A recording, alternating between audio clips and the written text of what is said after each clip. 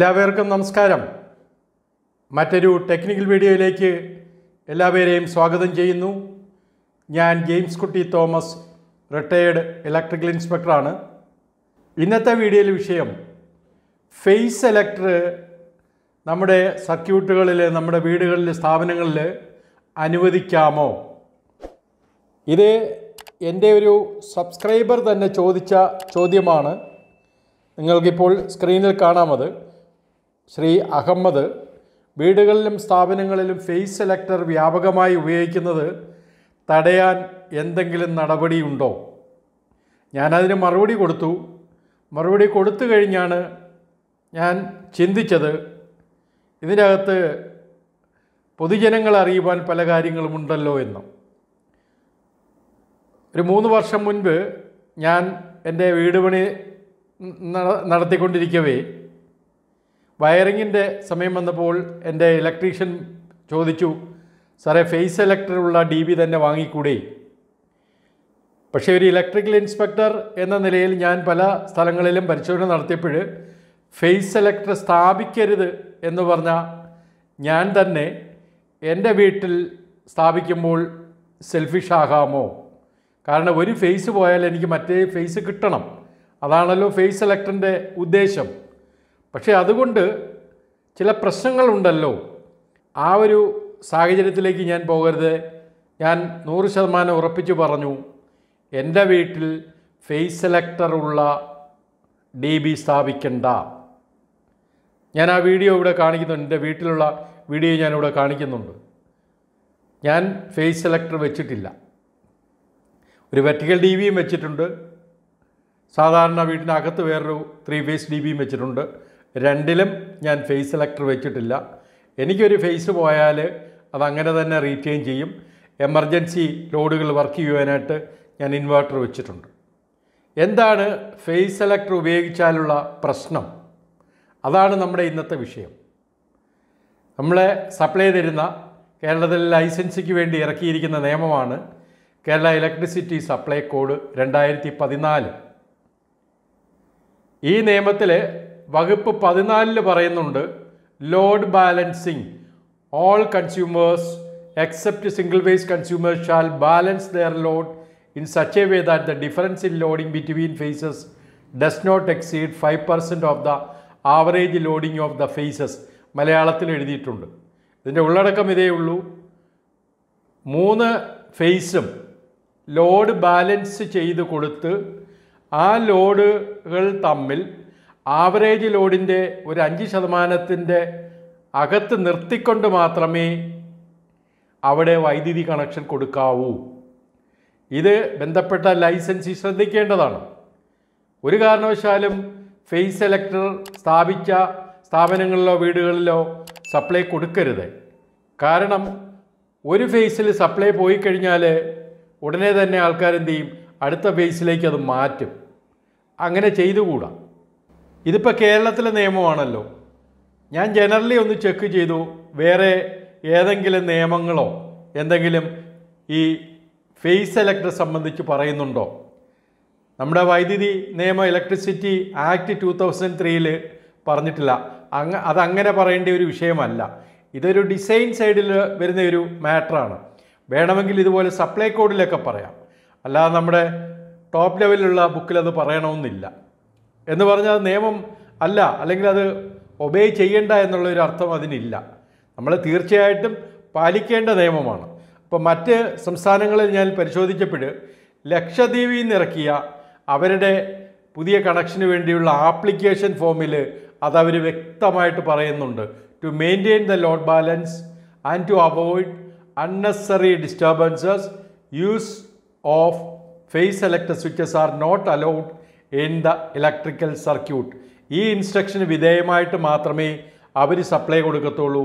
അവർ ഓൺലൈനിൽ പുതിയ കണക്ഷന് വേണ്ടി നമ്മൾ അപ്ലൈ ചെയ്താൽ ഈ ഒരു ഇൻസ്ട്രക്ഷൻസ് ആദ്യമേ തന്നെ പേജ് വരും. ആ പേജിൽ ഈ മാറ്റർ ഉണ്ട് ഇതിൻ്റെ അകത്ത്.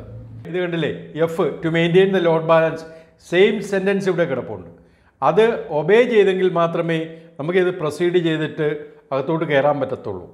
അപ്പോൾ ഇതുപോലെ പല സ്റ്റേറ്റിലും അവരുടെ സപ്ലൈ കോഡുകൾ പരിശോധിച്ചാൽ ഇത് നമുക്ക് കാണാൻ പറ്റും.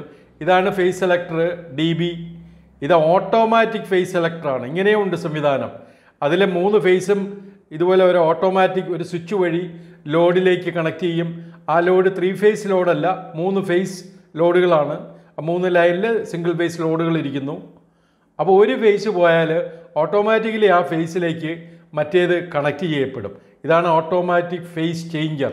അപ്പോൾ ഇങ്ങനെയൊക്കെ സംവിധാനങ്ങളുണ്ട്. നമുക്ക് കൂടുതൽ സൗകര്യങ്ങൾ ആഗ്രഹിക്കുന്നവർക്ക് ഇത് ചെയ്യാം. പക്ഷേ ചെയ്യുന്നതിൻ്റെ പ്രശ്നം എന്താണ്? നമ്മുടെ വീട്ടിൽ നമ്മളിപ്പോൾ ഒരു ജനറേറ്ററോ അല്ലെങ്കിൽ ഇച്ചിരി വലിയ ഒരു ഇൻവെർട്ടറോ ഒരു 3 ഫേസ് ഇൻവെർട്ടർ ഇതുപോലെ വാങ്ങിച്ചു എന്നിരിക്കട്ടെ. അതിപ്പോൾ മൊത്തം കപ്പാസിറ്റി 15 kW ആണ്. ഈ സോഴ്സിൽ നമ്മൾ വീട്ടിലെ ലോഡ് അല്ലെങ്കിൽ സ്ഥാപനത്തിലെ ലോഡ് കണക്ട് ചെയ്യുക. അതിൽ ഫേസ് സെലക്ടറും കണക്ട് ചെയ്തിട്ടുണ്ട്. അപ്പോൾ 3 ലോഡുകളുണ്ട്. 3 ലോഡും 5 kW. ഇത് മാക്സിമം കപ്പാസിറ്റിയിൽ വർക്ക് ചെയ്യുകയാണ്. ആ സമയത്ത് ഇവിടെ എന്തെങ്കിലും ഒരു MCB അല്ലെങ്കിൽ ഫ്യൂസോ എന്തെങ്കിലും ഉണ്ട്. എന്തെങ്കിലും ഒരു കാരണത്താൽ ഇത് ഓഫായി പോയി എന്നിരിക്കട്ടെ, ട്രിപ്പായി പോയി എന്നിരിക്കട്ടെ. അപ്പോൾ ഉടനെ ഇത് മെയിൻറ്റെയിൻ ചെയ്യാനായിട്ട് അല്ലെങ്കിൽ മെയിൻ്റെനൻസ് നടത്താനായിട്ട് ആളില്ലാതിരിക്കുമ്പോൾ ഈ ഫേസ് സെലക്ടർ എന്ത് ചെയ്യുന്നു? നമ്മൾ മറ്റേ ഫേസിലേക്ക് എടുക്കുന്നു എന്നിരിക്കട്ടെ. അപ്പോൾ 6 ഫെയിലായി. ഉടനെ ആ ലോഡെല്ലാം കൂടെ നമ്മൾ വൈയിലേക്ക് കണക്ട് ചെയ്യുന്നുവെങ്കിൽ വൈയിലെ മൊത്തം ലോഡ് എത്രയാവും? 10 kW ആവും. ഇതിൻ്റെ വോൾട്ടേജ് അനുസരിച്ച് ഒരു കറണ്ട് ഇതിൻ്റെ അകത്തൂടെ ഫ്ലോ ചെയ്യുകയാണ്. നമ്മൾ ഈ 15 kW ഡിസൈൻ ചെയ്തപ്പോൾ ഈ വയറെല്ലാം അതിൻ്റെ കറണ്ട് അനുസരിച്ചാണ് നമ്മൾ വയർ ഇട്ടിരിക്കുന്നത്. പക്ഷേ 2 ലോഡ്, അതായത് 10 kW ലോഡ് ഇതിൻ്റെ അകത്തൂടെ വന്നു കഴിഞ്ഞാൽ ഡബിൾ കറണ്ടായിരിക്കും ഇതിലൂടെ ഫ്ലോ ചെയ്യുന്നതും. അത് അതിലേക്കൂടെ മാത്രമല്ല, ഇതിൻ്റെ 3 വൈൻഡിങ് ഉള്ളതിൽ ഈ ഒരു പർട്ടിക്കുലർ വൈൻഡിങ്ങിൽ ഡബിൾ കറണ്ട് ഫ്ലോ ചെയ്യുകയും ചെയ്യും. താങ്ങാൻ പറ്റുന്നുണ്ടെങ്കിൽ കുഴപ്പമില്ല. പക്ഷേ അതിനപ്പുറത്തേക്കാണെങ്കിൽ ഇത് ചൂടാവുകയോ ഈ വയറൊക്കെ കത്തിപ്പോകുവാൻ സാധ്യതയുണ്ട്. അപ്പോൾ ഒരിക്കലും ഈ തരത്തിലൊരു അറേഞ്ച്മെൻറ്റ് നമ്മുടെ സ്വന്തം സോഴ്സ് ആയാൽ ചെയ്യത്തില്ല. നമ്മളാരും ഇങ്ങനെ ചെയ്യത്തില്ല. ഇവിടെ ഒരു ഫേസ് സെലക്ടർ വയ്ക്കത്തില്ല. പക്ഷേ ഇതൊരു KSBയുടെ ട്രാൻസ്ഫോമർ ആണെങ്കിൽ ആൾക്കാർക്ക് വലിയ ആഗ്രഹമാണ് ഇത് സ്ഥാപിക്കാൻ. കാരണം അത് വലിയ സോഴ്സ് അല്ലേ. ഇപ്പോൾ 200 kVA ട്രാൻസ്ഫോമർ എന്ന് പറയുമ്പോൾ അത് താങ്ങിക്കൊള്ളും എന്നുള്ളൊരു വിശ്വാസം. പക്ഷേ ഒരു ഫേസ് പോയി ഉടനെ ലോഡ് ആ പ്രദേശത്തുള്ള ആ ട്രാൻസ്ഫോമറിൻ്റെ കീഴിലുള്ള ആൾക്കാരെല്ലാം കൂടെ മറ്റേ ഫേസിലേക്ക് ഇട്ട് കഴിഞ്ഞാൽ അല്ലെങ്കിൽ ഏതെങ്കിലും ഒരു ഫേസിലേക്ക് ഇട്ട് കഴിഞ്ഞാൽ ഉടനെ തന്നെ അത് ഓവർലോഡ് ആവുകയാണ്. ഞാനിവിടെ പറഞ്ഞതുപോലെ തന്നെ ആ വൈൻഡിങ് ചൂടാവും. പിന്നെ ഈ കണ്ടക്ടറെല്ലാം അതിനുവേണ്ടി ഡിസൈൻ ചെയ്തിരിക്കുന്ന ഒന്നും വേണ്ട, നമ്മുടെ വീട്ടിന് ഉള്ളിലുള്ള വയറിങ് പോലും ചൂടാകാം. ഒരൊറ്റ വയറിലൂടെ 2 ഫേസിലൂടെ പോകേണ്ട ലോഡ് പോവുകയാണ്. നമ്മുടെ വീട്ടിൻ്റെ ഉള്ളിലുള്ള വയറിങ്, വീടിൻ്റെ ഉള്ളിലുള്ളതെന്ന് പറഞ്ഞാൽ മെയിൻ വയറിങ്, അത് കത്തിപ്പോവാം. അതുകൂടാതെ ട്രാൻസ്ഫോമറിൻ്റെ വൈൻഡിങ് ഓവർലോഡ് ആവുകയും ചെയ്യാം.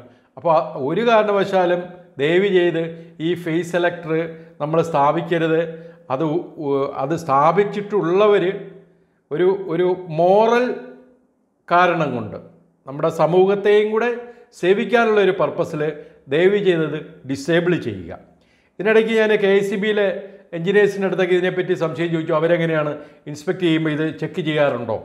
അപ്പോൾ അവർ പറഞ്ഞു, നിയമത്തിൽ ഇത് പറഞ്ഞിട്ടുണ്ടല്ലോ, അതുകൊണ്ട് ഞങ്ങൾ തീർച്ചയായിട്ടും ചെക്ക് ചെയ്ത് തന്നെയാണ് കൊടുക്കുന്നത്. അപ്പോൾ ഇതിനിടയ്ക്ക് ഒരു അഭിപ്രായം വന്നത്, 3 ഫേസിലാണല്ലോ ഫേസ് സെലക്ടർ വരുന്നത്. അവർ ഒരു ലൈനിൽ മാത്രം ഫേസ് സെലക്ടർ കൊടുക്കുന്നു. അങ്ങനെയുള്ള കേസിൽ ചില കാര്യങ്ങളിൽ നമ്മൾ കണ്ണടയ്ക്കാറുണ്ട്. കാരണം കുറച്ച് എമർജൻസി ലോഡുകൾ മാത്രം ആ സർക്യൂട്ടിൽ കൊടുക്കും. അവിടെ ഒരു ഫേസിൽ മാത്രം ഫേസ് സെലക്ടർ കൊടുക്കുന്നു. സപ്പോസ് 6 വെച്ചിരിക്കുന്നു എന്നിരിക്കട്ടെ. 6 വീട്ടിലെ എമർജൻസി ലൈറ്റ് ഫാനും എല്ലാം വർക്ക് ചെയ്യുന്നത്. 6 ഫെയിലായാൽ, 6 കട്ടായി പോയാൽ, 6ൻ്റെ ട്രാൻസ്ഫോമർ ഫീസ് പോയാൽ ഈ 6നെ എന്ത് ചെയ്യും? നമ്മൾ വൈയിലേക്ക് പിടിച്ചിടും. അപ്പോൾ എല്ലാവരും ആ പ്രദേശത്തുള്ളവരെല്ലാവരും ഇതുപോലെ ചെയ്തെന്ന് വരും. എല്ലാവർക്കും ഫേസ് സെലക്ടർ ഉണ്ട്, ഇതുപോലെ ചെയ്തെന്ന് വരും. അങ്ങനെ വന്നാലും വലിയ വ്യത്യാസമൊന്നുമില്ല, ഇതുപോലൊക്കെ തന്നെയാണ് സംഭവിക്കുന്നത്. അതല്ല, ആ KSBയിലെ ഉദ്യോഗസ്ഥന് നോക്കുന്ന ആൾക്ക് അത് കാൽക്കുലേറ്റ് ചെയ്ത് ആ പ്രദേശം കൂടെ കാൽക്കുലേറ്റ് ചെയ്ത് വലിയ കുഴപ്പമില്ല എങ്കിൽ അനുവദിച്ചോട്ടെ. കാരണം നിയമത്തിൽ പറയുന്നുണ്ടല്ലോ 5% വരെ അലൗഡാണ്. അത് ഡിപ്പെൻസ്. അതിനെയും ഞാൻ സപ്പോർട്ട് ചെയ്യുന്നില്ല, വ്യക്തിപരമായിട്ട് അതിനെയും ഞാൻ സപ്പോർട്ട് ചെയ്യുന്നില്ല. അപ്പോൾ ഇതാണ് ഇന്നത്തെ വീഡിയോ കണ്ടൻറ്റ്. നമ്മുടെ വീടിനോടൊപ്പം നമ്മുടെ സമൂഹത്തെയും സേവിക്കണം. നമ്മുടെ KSB എന്ന് പറയാൻ നമുക്ക് സപ്ലൈ തരുന്ന അതോറിറ്റിയാണ്. അവരുടെ ഒരു ട്രാൻസ്ഫോമർ അല്ലെങ്കിൽ നമ്മൾ ഈ പറഞ്ഞ പോലെ നമ്മുടെ സ്വന്തം ഇൻവെർട്ടർ അല്ലെങ്കിൽ ജനറേറ്റർ ഒരു കാരണവശാലും ഇത് ചീത്തയാകാത്ത തരത്തിൽ നമ്മൾ ഫേസ് സെലക്ടർ ഒഴിവാക്കി വേണം നമ്മുടെ വയറിങ് ചെയ്യുവാൻ. ഇലക്ട്രിക്കൽ ഇൻസ്പെക്ടറേറ്റിൽ നിന്ന് പരിശോധന നടത്തുമ്പോഴും ഈ സാഹചര്യങ്ങൾ വരാറുണ്ട്. ഒരു ഉദാഹരണം, ഒരു 6 നില കെട്ടിടമാണെന്നിരിക്കട്ടെ, അവിടെ ഇൻറ്റേർണൽ വയറിങ്, ഒരു ഫ്ലാറ്റിൻ്റെ അകത്തുള്ള വയറിങ് പോലും ഇലക്ട്രിക്കൽ ഇൻസ്പെക്ടർ പരിശോധിക്കേണ്ടതുണ്ട്. അവിടെയും ഇതുപോലെ ഫേസ് സെലക്ടർ വെച്ച് കഴിഞ്ഞാൽ ആ ബിൽഡിങ്ങിൽ ട്രാൻസ്ഫോമറോ ജനറേറ്ററോ ഓവർലോഡ് ആകും. ഫേസ് സെലക്ടർ വെച്ചിട്ട് അവിടെ ഉള്ള ഫ്ലാറ്റിലുള്ള എല്ലാ ഫ്ലാറ്റുകാരും ഇതുപോലെ ഒരു ഫേസിൽ മൊത്തം ലോഡ് കൊടുത്ത് ആ ട്രാൻസ്ഫോമറോ ജനറേറ്ററോ കത്തിയാൽ തീർച്ചയായിട്ടും അത് ആ ഇലക്ട്രിക്കൽ ഇൻസ്പെക്ടർ ഉൾപ്പെടെ ഉത്തരവാദിയാണെന്ന് ഞാൻ പറയും. അപ്പോൾ ബന്ധപ്പെട്ട കോൺട്രാക്ടർ ഉൾപ്പെടെ ആ വയറിങ് ചെയ്ത എല്ലാവരും അതിൻ്റെ ഉത്തരവാദിത്വം പറയണം. കാരണം ഇതിൻ്റെ അകത്തുള്ള ഫ്ലാറ്റ് കൺസ്യൂമേഴ്സ് അല്ലെങ്കിൽ അവരൊക്കെ ഒരു സാധാരണക്കാരാണ്, ഇലക്ട്രിക്കലി അവർക്ക് ഇതിനെപ്പറ്റി ഐഡിയ ഇല്ല. അപ്പോൾ ഇലക്ട്രിക്കലി ഐഡിയ ഉള്ളവരാണ് ഈ തെറ്റ് കാണിക്കുന്നതെങ്കിൽ തീർച്ചയായിട്ടും അവർക്ക് അവരിൽ അത് കുറ്റം ചുമത്തി നഷ്ടപരിഹാരം ആവശ്യപ്പെടണം. അപ്പോൾ ഈ വിവരം നിങ്ങളെ അറിയിച്ചുകൊണ്ട് ഞാൻ എൻ്റെ വീഡിയോ കൺക്ലൂഡ് ചെയ്യുകയാണ്. ഈ വിവരം നിങ്ങൾക്ക് ഉപകാരപ്രദമായി എന്ന് ഞാൻ കരുതുന്നു. എൻ്റെ ഈ ചാനലിൽ ഇതുപോലുള്ള വീഡിയോസ് കൂടാതെ ധാരാളം ഇലക്ട്രിക്കൽ റിലേറ്റഡ് ആയിട്ടുള്ള ടെക്നിക്കൽ വീഡിയോസ് ലഭ്യമാണ്. ഇനിയും നിങ്ങൾ സബ്സ്ക്രൈബ് ചെയ്തിട്ടില്ല എങ്കിൽ ദയവായി സബ്സ്ക്രൈബ് ചെയ്ത് സപ്പോർട്ട് ചെയ്യുക. നമുക്ക് മറ്റൊരു വീഡിയോയുമായി വീണ്ടും കാണാം. ക്ഷമയോടെ എൻ്റെ ഈ വീഡിയോ ശ്രദ്ധിച്ചതിന് ഞാൻ നന്ദി പറയുന്നു. Thank you.